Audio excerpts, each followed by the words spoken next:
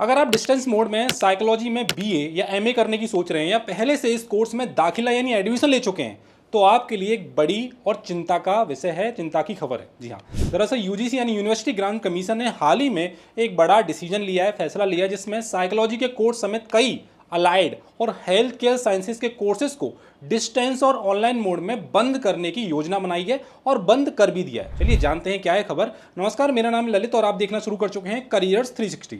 चलिए पहले मामला जानते हैं। तो यूजीसी के डिस्टेंस एजुकेशन ब्यूरो यानी डीईबी को रोजाना छात्रों की शिकायतें और क्वेरीज मिल रही थी, जिसमें साइकोलॉजी कोर्स समेत अलाइड और हेल्थ साइंसेज के कोर्सेज को डिस्टेंस और ऑनलाइन मोड में बंद कर दिया गया था।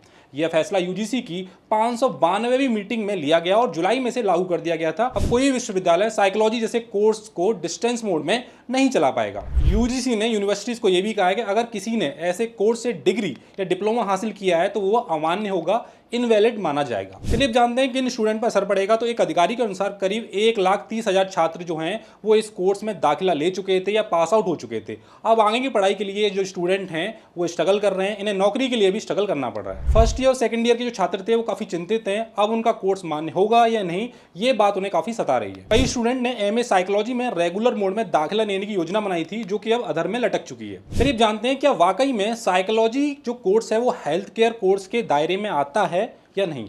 तो यूजीसी ने यह कोर्स अब NCAHP यानी national commission for allied and health care professional के तहत लाने की बात कही है, लेकिन एजुकेशन स्पेशलिस्ट और पूर्व अधिकारियों का मानना है कि साइकोलॉजी जैसे कोर्स को इस दायरे में लाना लॉजिकल नहीं है, क्योंकि इसमें अधिकतम क्लिनिकल या मेडिकल पढ़ाई नहीं की जाती। दिल्ली विश्वविद्यालय के स्कूल ऑफ ओपन लर्निंग के पूर्व प्रिंसिपल US पांडे ने कहा है कि साइकोलॉजी का कोर्स रेगुलर और डिस्टेंस मोड दोनों में एक जैसा ही है, फिर इसे अलग से क्यों देखा जा रहा है। डीईबी के डेटा को देखें तो बैचलर और मास्टर डिग्री ऑफर करने वाली यूनिवर्सिटीज की संख्या में काफी ग्रोथ देखी गई है। आज के समय में 27 यूनिवर्सिटीज में पीजी और 30 यूनिवर्सिटीज में यूजी कोर्स ऑफर किए जा रहे हैं। चलिए अब विश्वविद्यालयों की संख्या जानते हैं। 2020-21 में करीब 17 यूनिवर्सिटीज थी, 2021-22 में 18, 2022-23 में 21, 2023-24 में 53 और 2024-25 में 57 ऐसी यूनिवर्सिटीज थी जहां पर यूजी पीजी के जो कोर्सेज थे वो ऑफर किए जा रहे थे। इनमें 36 state universities, 11 state open universities, 5 private universities, 3 deemed universities और 2 यूनिवर्सिटीज थी, जिसमें दिल्ली यूनिवर्सिटीज बीए और मिजोरम यूनिवर्सिटीज एमए में साइकोलॉजी का कोर्स ऑफर कर रहा था। इसमें सबसे खास बात यह कि तेलंगाना और तमिलनाडु राज्य डिस्टेंस मोड में सबसे ज्यादा साइकोलॉजी वाले जो कोर्स हैं वो ऑफर करने वाले राज्य बन चुके हैं, यानी यहाँ पर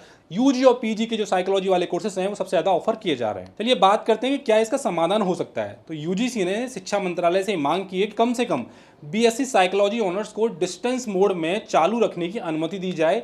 अब सबकी निगाहें जो हैं वो मंत्रालय और NCAHP की अगली कार्रवाई पर टिकी हुई हैं। तो साइकोलॉजी का कोर्स लाखों छात्रों के लिए एक फेवरेट ऑप्शन रहा है, खासकर उन लोगों के लिए जो घर, जॉब या फाइनेंशियल स्थिति के कारण रेगुलर कॉलेज नहीं जा सकते। ऐसे में यूजीसी का यह फैसला न केवल छात्रों की पढ़ाई बल्कि उनके करियर और मानसिक स्वास्थ्य दोनों पर असर डाल रहा है। अगर आप भी साइकोलॉजी में पढ़ाई कर रहे हैं या करना चाहते हैं या कर चुके हैं तो इस अपडेट को जरूर और गंभीरता से लें। आज की वीडियो में इतना ही। देखते रहिए करियर्स 360।